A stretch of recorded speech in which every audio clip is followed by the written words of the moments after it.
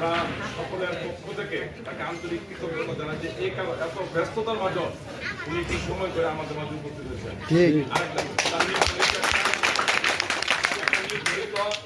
সবাই সকলে বসে আছে, তাই আমরা সকলের পক্ষ থেকে প্রথমেই আমাদের উদ্দেশ্যে উপদেশ এবং নির্দেশমূলক বক্তব্য রাখার জন্য আমাদের প্রিয় নেতা অ্যাডভোকেট ওয়ারেস মাহমুদকে অনুরোধ করছি।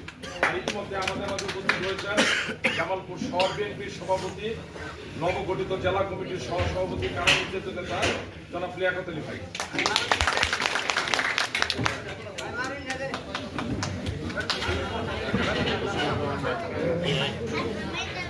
আমাদের দীর্ঘ 17 বছর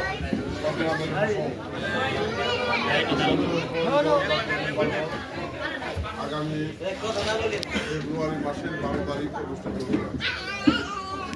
এই নির্বাচনকে সামনে রেখে সারা বাংলাদেশে বর্তমান সময়ে সবচেয়ে জনপ্রিয় এবং শক্তিশালী রাজনীতি বিএনপির প্রার্থীদের মনোনয়ন চূড়ান্ত করা হয়েছে। জামালপুর সদর 5 আসনে ধানের শীষের প্রার্থী হিসেবে আমার নাম ঘোষণা করা হয়েছে।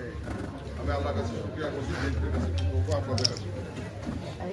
সেই নির্বাচনকে সামনে রেখে নির্বাচনী কর্মকাণ্ড কৌশল নির্ধারণ এবং নির্বাচনী বৈঠক হওয়ার জন্য